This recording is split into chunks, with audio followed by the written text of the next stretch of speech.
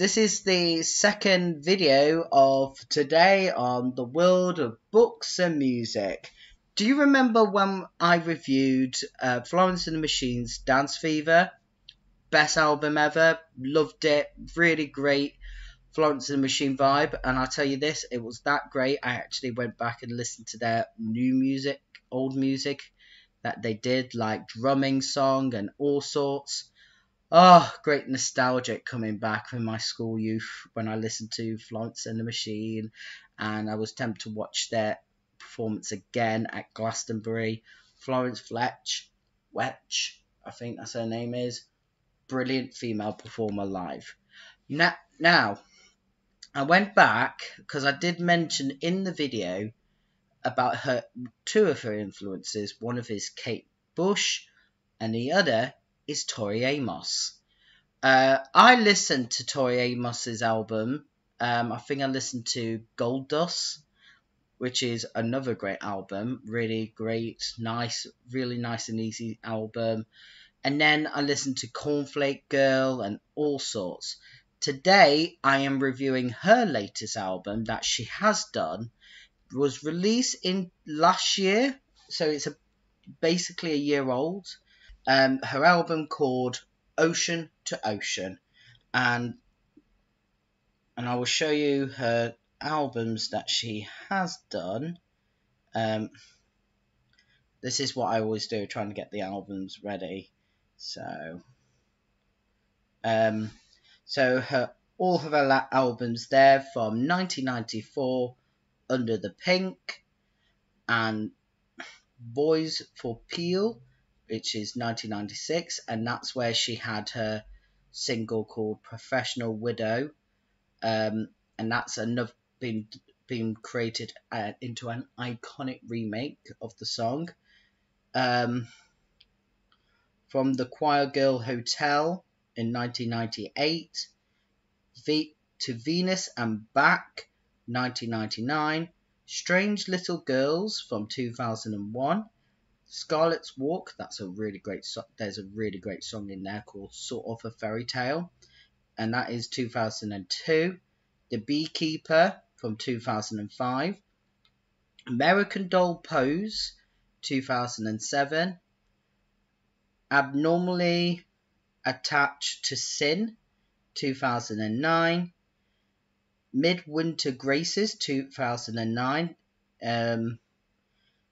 And then the Night Hunters 2011. That is a bloody good album. A lot of choir songs in there that she adapted them. Gold Dust, another great album. This is going to be gonna murder the name. Unrepentant Garlands. There's the title of the album. That's from 2014. And then she's written a musical, and it's a really great musical. Listen to the soundtrack of it. It's called The Light Princess. 2015. Native Invader from 2017. And then she written the music for a TV show that I yet have not seen, but David Tennant and Michael Sheen are both in it. I want to see that. Good Oldmans, and then, of course, Ocean to Ocean. Now, from my knowledge for her album, she does live in the UK.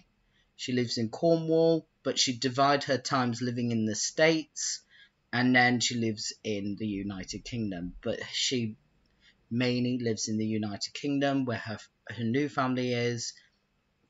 That her and her husband and her daughter, they all live there. And of course, she goes over to America to visit family. So she has a dual citizenship of the United Kingdom and the US, but she is American. I always a big fan of Tori Amos. I really like her music. Cornflake Girl is another great song. I really like that vibe and that gentleness she has with her piano. I heard from what she does in her live shows, she goes and meet the fans while they're queuing up to go see her concert. She goes, asks if there's any song requests that she wants her audience to sing. I could completely will say, can you sing Cornflake Girl? Cornflake Girl. But I have not yet to see her, but I really want to. But I will get there early, so I get a chance to meet her. The thing about Tori Amos's albums, they're not like, you know, big release albums. They get a single out and then plaster it on there. They're not like, you know, Lil Mix or One Direction or any of those manufactured groups. Well, 1D were alright, but Lil Mix. They're not like, she's not like those type of artists. She always release an album and then that's all you're going to get. An album and then maybe a snippet of a song and then that is it. Maybe just like a one song and then that highlights the importance of an album and then release it. And I thought that was great. A great idea. Gives the audience to, give the listeners to, you know, listen to an album as a whole and then you can pick your favourite song in there. And I think that's a brilliant idea. And I think she did that as a way of getting the audience, like, really enticed with the song and everything else. It's just, I think she's a phenomenal artist. Anyway, going back to the album. I loved the album. It was very nice and has some upbeats in there. That's some really good upbeats, like Spies is a really good one. What else I quite like of Tori Amos? Addiction of the Light Divided, that's a really great song. Speaking with Trees, that's a really good one too. Birthday Baby was really nice. And Oceans to Oceans are another great song to listen to. It has that Tori Amos vibe, the pianos and the nice peaceful authentic sound that she always had for years. Unfortunately, she doesn't get a big audience like she normally does. I think all the older fans know who she is.